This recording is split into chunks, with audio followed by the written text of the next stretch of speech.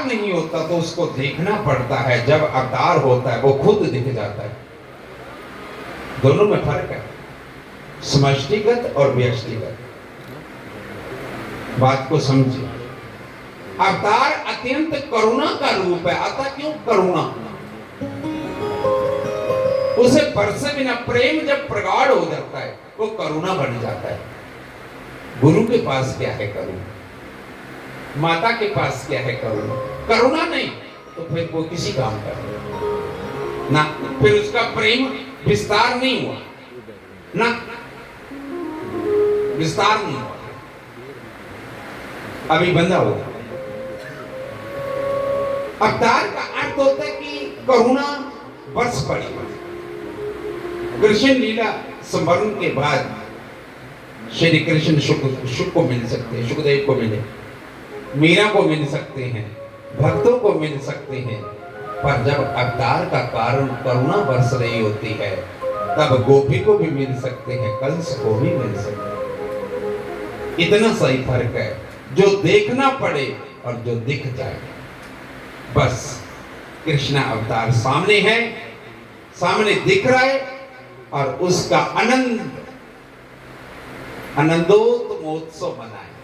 आनंदोत्सव हो नंद घर, हेरी नंद घर आनंद भयो, जय कन्हैया लाल की। नंद घर आनंद भयो, जय कन्हैया लाल की। हेरी यशोदा के लाला भयो, जय कन्हैया लाल की। हेरी यशोदा के लाला भयो, जय कन्हैया लाल की। ओ संतन रखवारो भयो, जय कन्हैया लाल की। ओ संतन रखवारो भयो, जय कन्हैया लाल की। जय कन्हैया लाल की, जय हो गोपाल की। जय कन्हैया लाल की, जय हो गोपाल की। जय कन्हैया लाल की, जय हो गोपाल की। जय कन्हैया लाल की, जय हो गोपाल की। हरि नंद के आनंद के आनंद के आनंद भयो, जय कन्हैया लाल। नंद के आनंद भयो, जय कन्हैया लाल। हरि नंद के आनंद भयो, जय कन्हैया लाल। ओ नंद के आनंद भयो, जय कन्हैया लाल। जय कन्हैया लाल की, जय कन्हैया लाल। संपूर्ण ब्रजमंडल श्री गोविंद के प्रादुर्भाव का उत्सव बड़े दिव्यता से भाव से संपादित कर, सब आए पर जा कोई नहीं रहा। नंद खूब आनंद है। नंद के द्वार पर केवल गोपी नहीं, केवल ब्रजवासी नहीं, बड़े बड़े देवता, ब्रह्मा, शिव जी, देवगण, गंधर्व, सिद्ध, योगी, संकादि, विद्याधर, स्वयं भगवती खड़ी है। पूर्ण रस ब्रह्म परमात्मा गोकुल में पधारा। कहां पधारा? जोर से बोलो, वो कहां है? अब तो बोलोगे यूपी में। गोकुल, गो कहते इंद्रियों को, और जहां ये इसका कुल है, समूह है, ग्रुप है, वो मैंने सुना तो चुका भूमियों का, मैं हृदय सुना तो चुका मैं, हृदय, उसको गोकुल बोलते। बाहर ही हो अभी तक,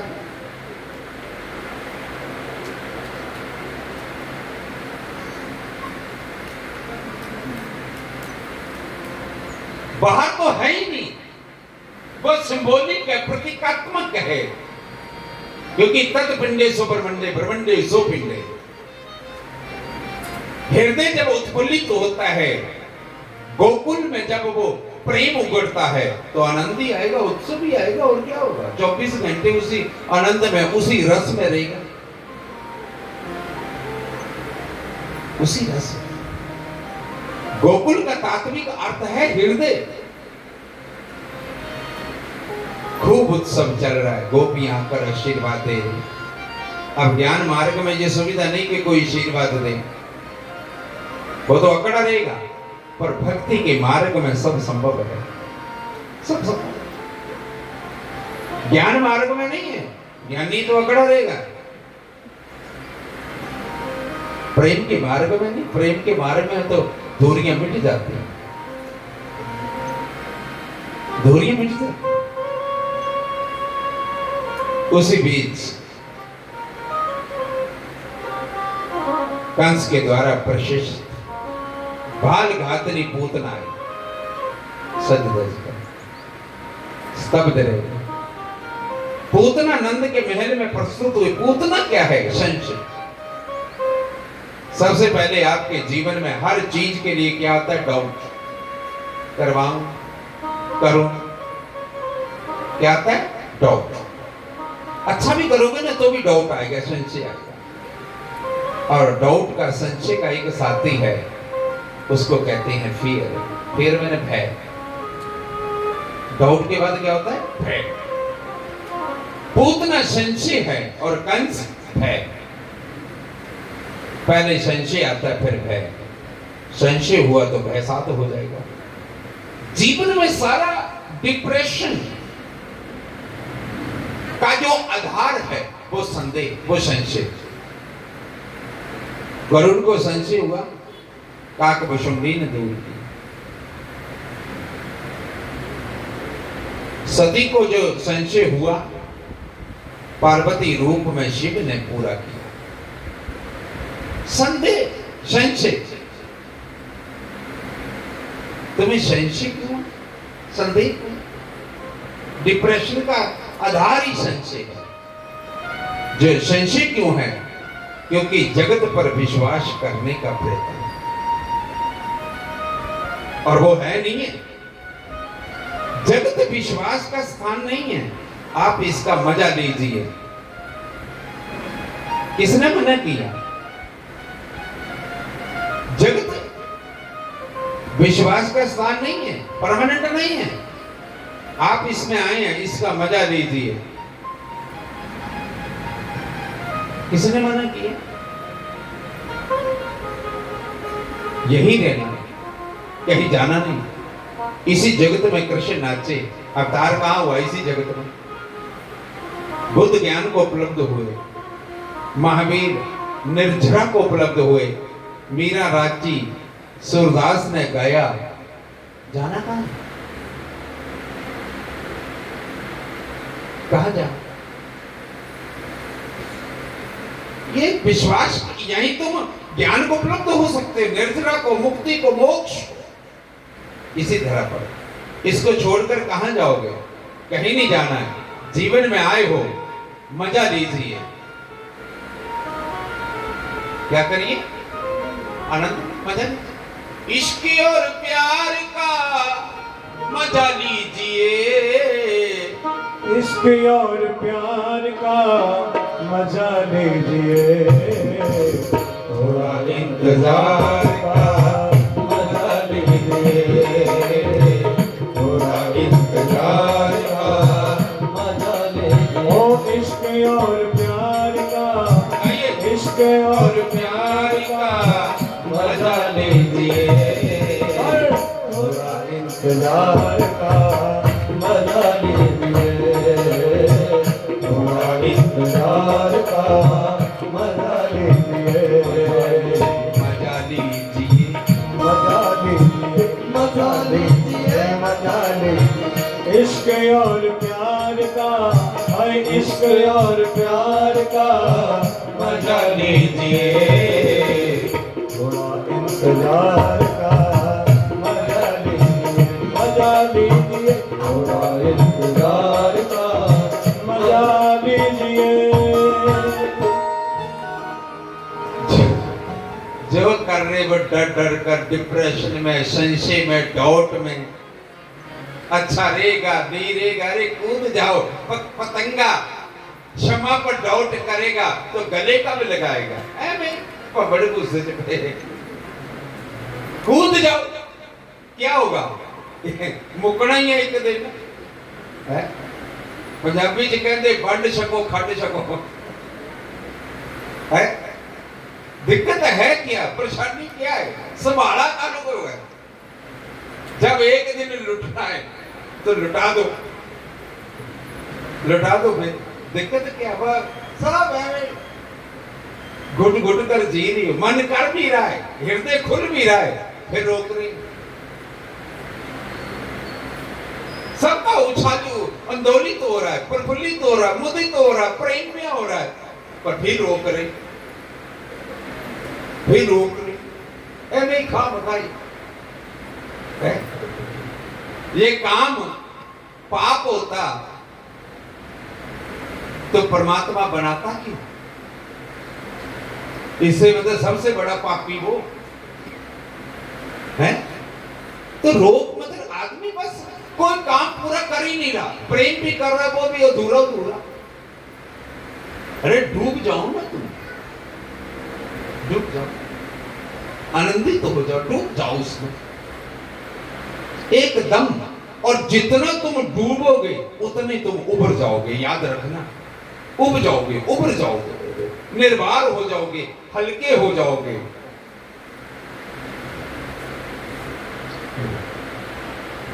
वो जो भी कहना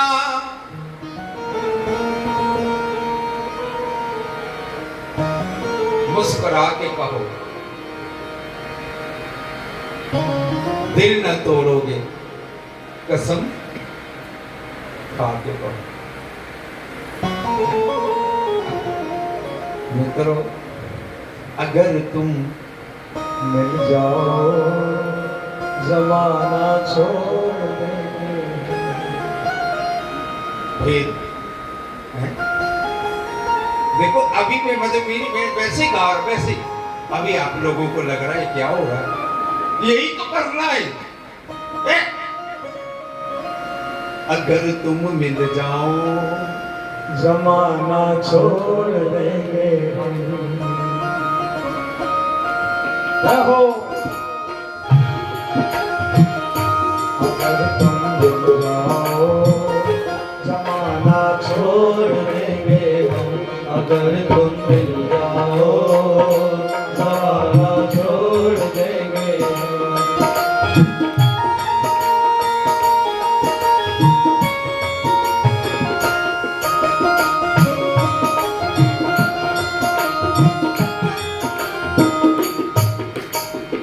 डिप्रेशन है क्या सारा, डाउट का, संशय का, संदेह का, उसी कारण तुम पूरा जीवन जी रहे हो घुट घुट कर,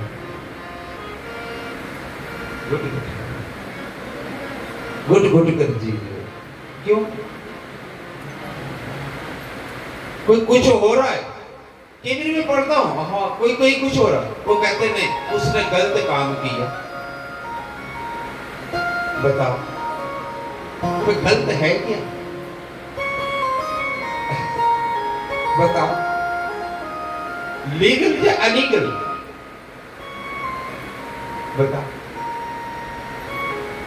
कोई एक के दूसरे के पास प्रेम नहीं होकर संसार में कोई खड़ा हो जाए एक दूसरे के पास, तो तुम समाज बुझवाना कि उसके पास खड़ी थी, खड़ा था। है? बताओ दिक्कत क्या तुम लोगों को? खड़े है खड़े है, खड़े है खड़े। तभी तो कहते हैं शहरों में, मैं बॉम्बे में गया, वहां किसी को किसी से कुछ लेना देना नहीं, कुछ लेना देना नहीं। आदमी कितना र्यूड हो गया है और कितना अपरूटेड हो गया है प्रेम से, कितना। फिर तुम्हें क्या लेना देना? संसार अपने काम में डटे हैं, ठीक है वो करने का। अब और तो जगह कोई बचे नहीं, फिर मंदिर ही बचे। मैं धर्मशाला में कथा में गया, हनुमान मंदिर, वहां कोई 150 कोई बच्चे जोड़ा है, कोई इधर बैठा छुपकर, कोई इधर कोई इधर, कोई नहीं गई जगह खाली। पार्कों में तो जो कोई देख लेता है लठ चलाता है, फिर तू चला गाए को रही है? बताओ, वाल्मीकि रामायण में कथा है, क्रौंच पक्षी का जब प्रेम में थे तो व्याध ने तीर चला दिया, तो उसने श्राप दे दिया। उसी से रामायण बनी है। तो जगत पर विश्वास का स्थान नहीं है, आप मजा लीजिए इसका। किसने मना किया? यही रहना, यही सब कुछ हुआ। आपके जीवन में सब चीजें गुरु हैं। Every step teaching you need lesson. उससे शिक्षा निकालना आना चाहिए। यही संसार टेम्परेरी है, परमानेंट नहीं है। मजा लो। इसका दूसरा अर्थ है पूत का। पूत का अर्थ होता है पवित्र। पूत ना जो पवित्र नहीं, वो पूत ना।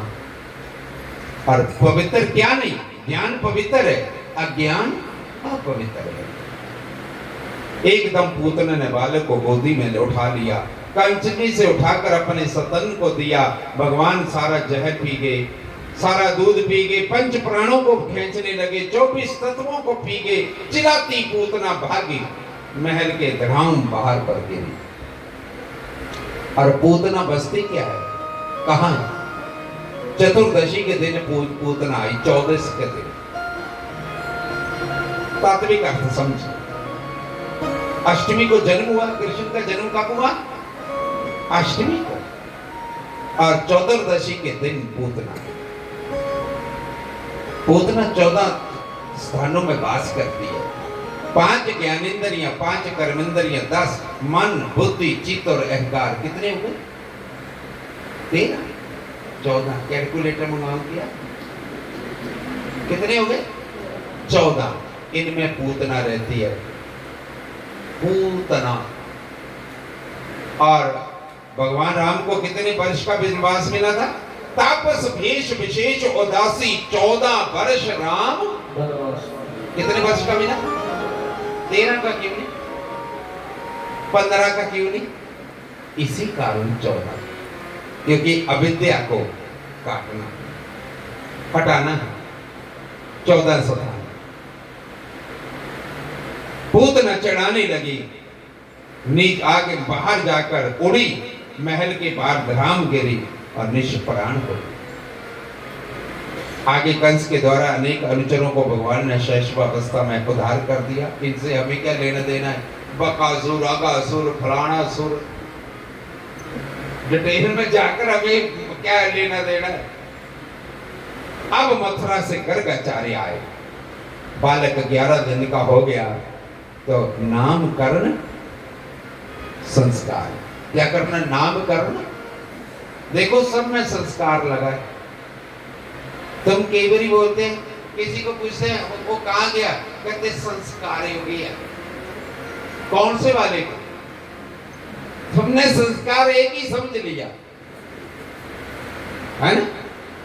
संस्कार 16 होते हैं। कितने? जोर से बोलो। पहला संस्कार गर्भाधान, कंसेप्शन। और ये गर्भाधान संस्कार जब होता है, 40 करोड़ जीवाणु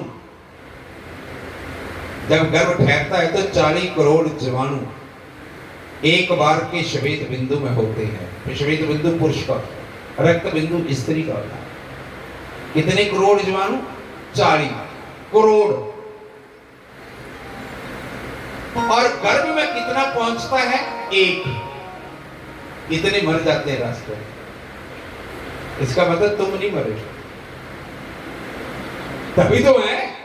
इसका तो अर्थ ये हुआ ना कि तुम नहीं मरे। तो तब नहीं मरे जब ना खोपड़ी थी, ना देह थी, ना अंग थे, ना प्रत्यंग थे, ना 24 तत्व थे। तब नहीं तुम मरे। अब क्या मरे? अब देह मरेगी, तुम नहीं। तुम नहीं। पहला संस्कार होता है गर्भाधान, कंसेप्शन। दूसरा पुष्पान, जो तीसरे या चौथे महीने में होता है। ये दूसरा संस्कार पुष्पान। तीसरा सीमंतो संस्कार, 7वें महीने या 8वें महीने तैयार तूर करके माताओं को चोटी चाटी गुंदरी गुंदरी करके कहती जाओ। भेज देती थी ना पेकी में। ये तीसरा संस्कार है सीमंतो, याद रखना। चौथा जात कर्म संस्कार जन्म के समय होता है। 3 संस्कार गर्भ में हो गए। चौथा जात कर्म संस्कार जन्म के समय। 5वां नामकरण संस्कार जिसमें गर्भाचार्य आए। एक नामकरण संस्कार कौन सा है? 11वें दिन में कौन सा संस्कार है?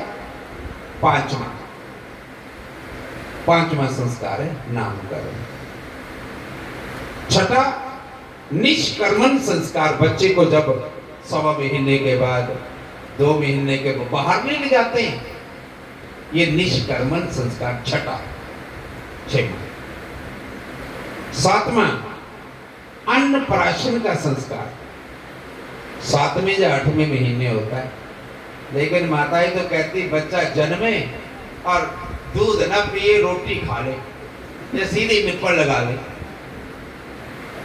है? आजकल माताएं तो यही सोचती हैं। ये 7वां संस्कार होता है अन्नप्राशन।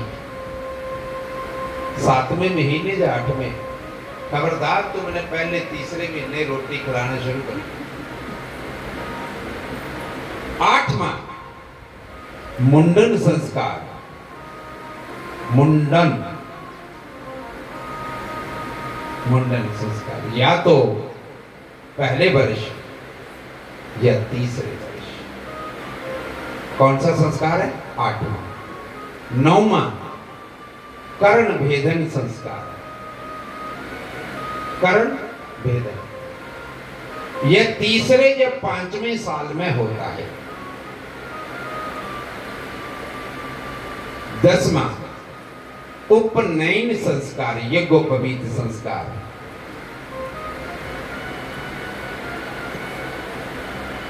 10वां है यज्ञोपवीत।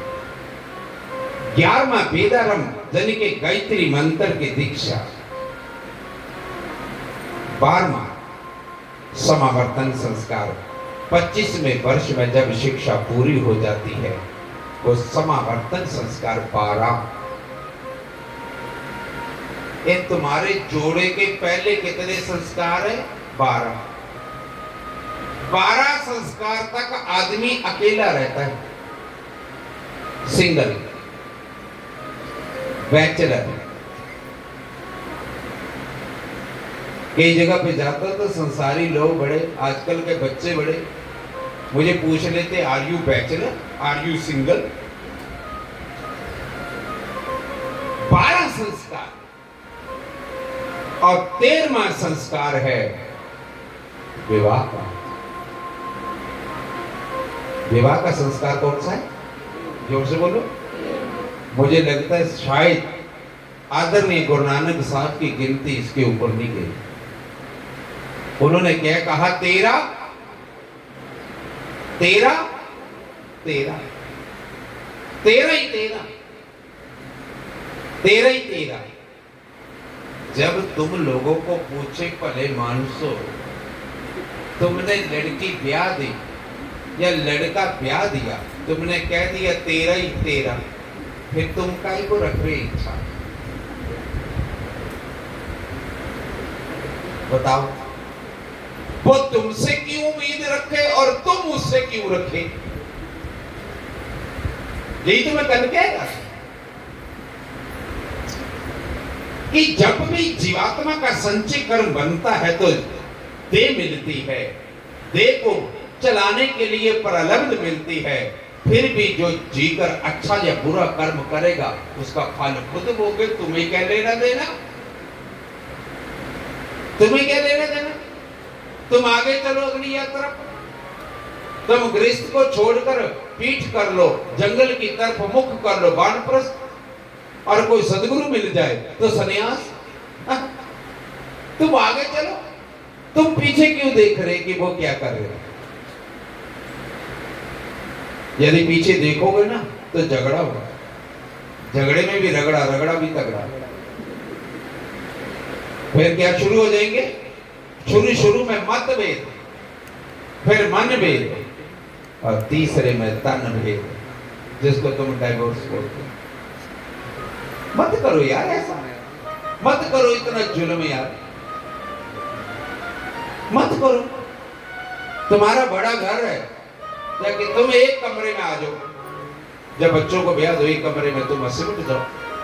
वो तुम्हारे लिए सन्यास की कुटिया, बाहर थोड़ी जाओ कि तुम जाकर तीर्थों में जो यहाँ आकर बोल दो पापा जी मुझे भी एक कमरा बना दो।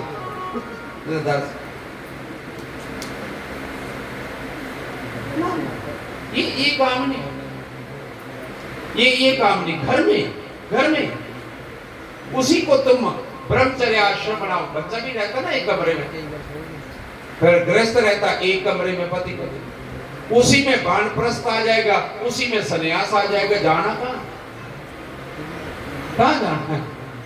बाहर जाओगे तो शोषण हो जाएगा देवों का, इसलिए बाहर नहीं जाना, शोषण हो जाएगा।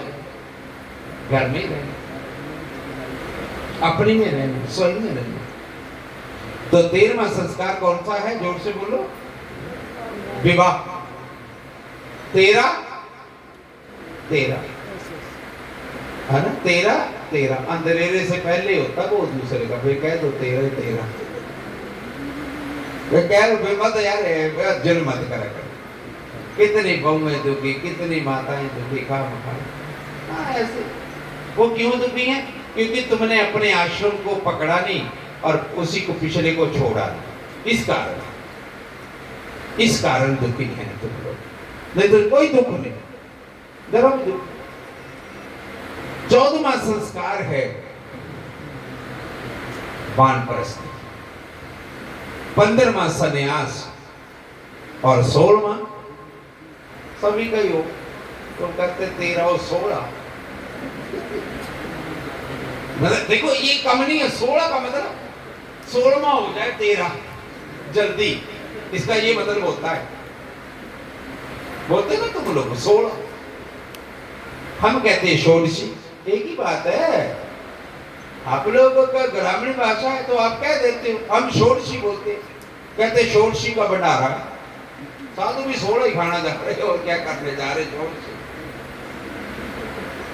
और 16 वस्तुएं दो, बैग भर भर के देते हैं हमें भी 16 चीजें, कोई छतरी, कोई टॉर्च, कोई वो भर भर के। षोडशी का मतलब 16 वस्तु।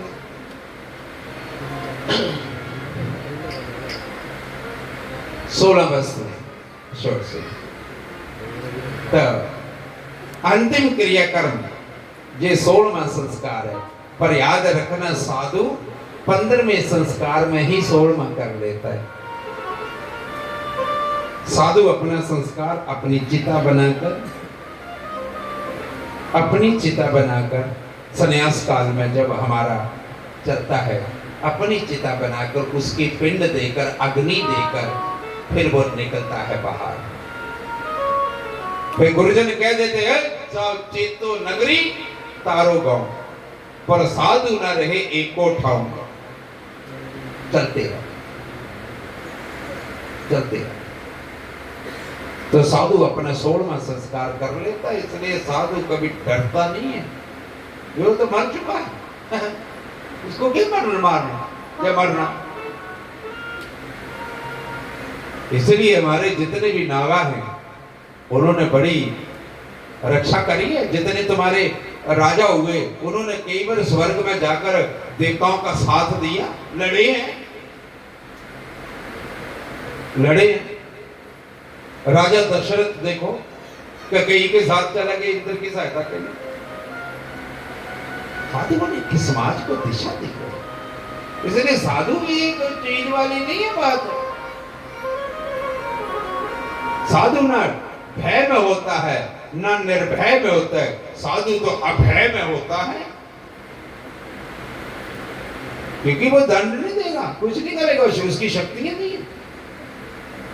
उसके अगल बगल सराउंडिंग में वो दे देती है, वो पीड़ देती है, निचोड़ देती है। वो जाने, वो अपने खसम को बोल देता तू जान ले। इसलिए साधु अभय में होता है। साधु में जो मस्ती वो उसको तुम्हारे से कुछ लेना देना नहीं कि तुम बड़े आए या नहीं आए, या तुम कुछ लाए या तुम्हारे आने से। ये तो जैसे करली कहती कि हमने शतीर पकड़ा हुआ। साधु को इन चीजों से कोई मतलब नहीं है। तुम आओ तो ठीक है। शिव का थड़ा एक गया दूजा खड़ा, उसके लिए ये वाली चिंता नहीं कि मैं नहीं जाऊंगी या जाऊंगा। वे देखना साधु क्या खाता है, वे कैसे देखता है। साधु जगत से नहीं, साधु जब संस्कार करके वो समष्टि में समा जाता है, पूरी समष्टि साधु की हो जाती है, तत्पर हो जाती है देने को लुटाने को, तत्पर। पर साधु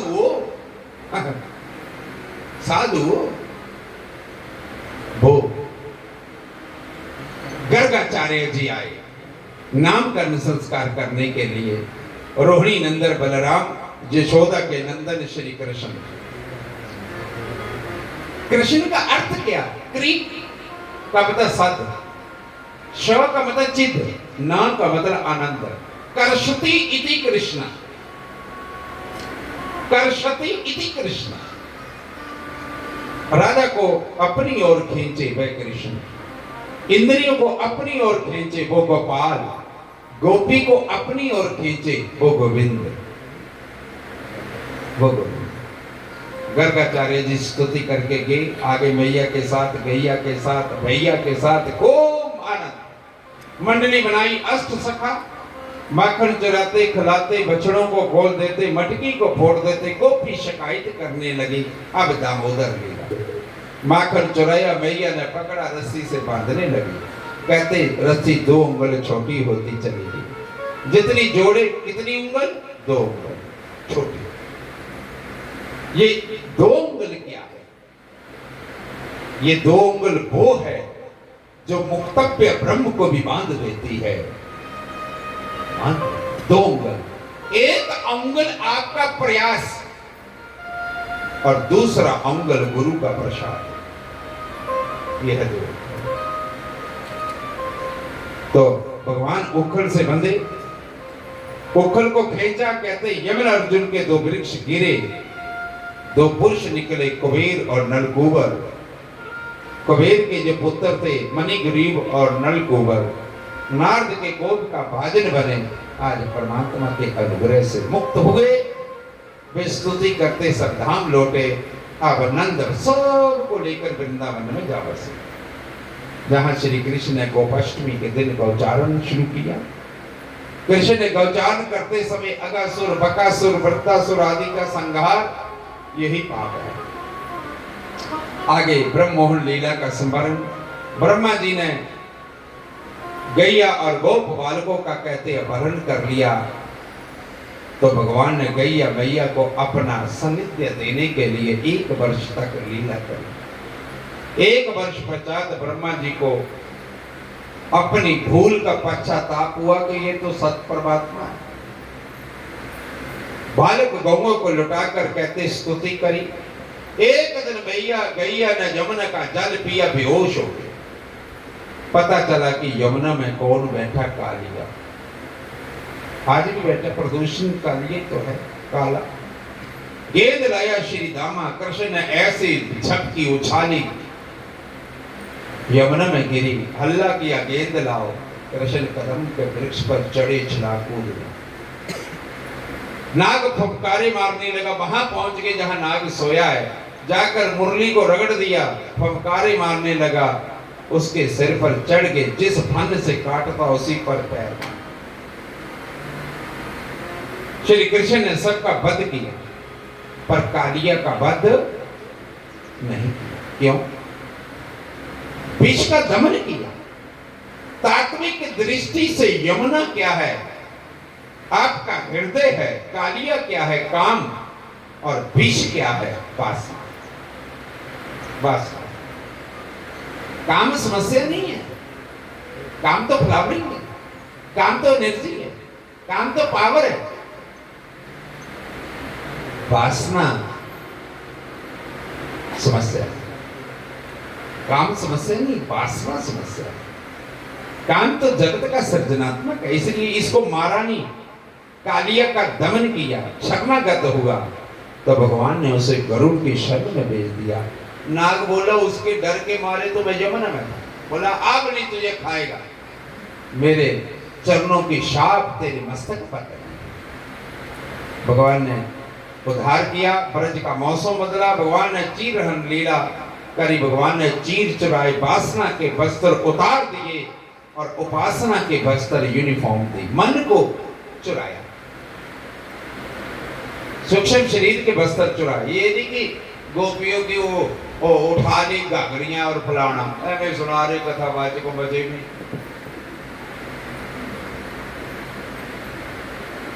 शब्द स्पर्श रूप रस गंध ये वस्त्र है, वासना के वस्त्र को उतार कर उपासना के वस्त्र दिए। क्योंकि महाराज की भूमिका, आज गौचरण करते दूर निकल गए, ग्वाल वालों ने कहा बड़ी भूख लगी है, देखा चतुर्वेदी यज्ञ कर रहे थे, भोजन मांगा नहीं मिला, बोला घर बसा नहीं मांगते अभी आ गए। जाकर चतुर्वेदनियों से, माताओं से प्रार्थना करी, उन्होंने भोजन दिया, तृप्त हुए, वरदान पाया, सब वापिस लौटे। आज घर में आकर देखा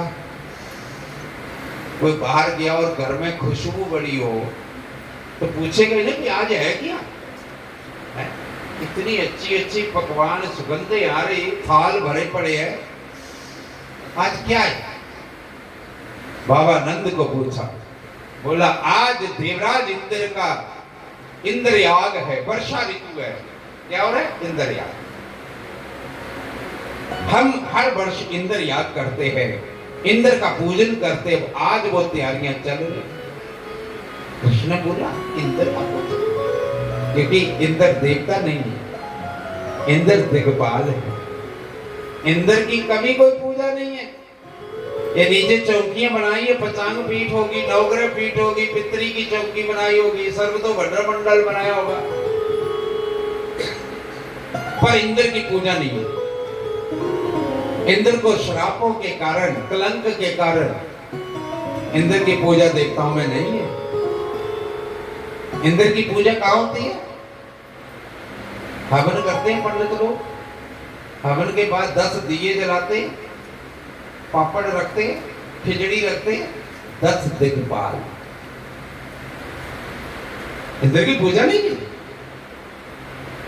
तो कृष्ण ने बोला कि ये क्या है? देखा कभी इंद्र को? नहीं, कल्पना ही है ना। बोला हाँ। बोला सामने एक पर्वत पहाड़ दिख रहा है, जहाँ पे घास है, फूल है, पौधे हैं, लताएं हैं, छाया है, जिनको हमारी गौएं खाकर तृप्त होती हैं। गोवर्धन हमारा गौवर्धन, यह इसका तात्पर्य क्या? तो गौ कहते हैं इंद्रियों को, जो इन इंद्रियों को पुष्ट करे, वर्धन करे, इनको पूजो। बोला इनको पूजो। तो गिरिराज पूजन जो है वो श्री राधा और कृष्ण का गृह प्रवेश है। गृह प्रवेश, गिरिराज, गिरिराज गोवर्धन, तभी तो राधा और कृष्ण प्रवेश करेंगे। इन इंद्रियों का वर्धन होगा। जैसे राम ने कहा प्रवेश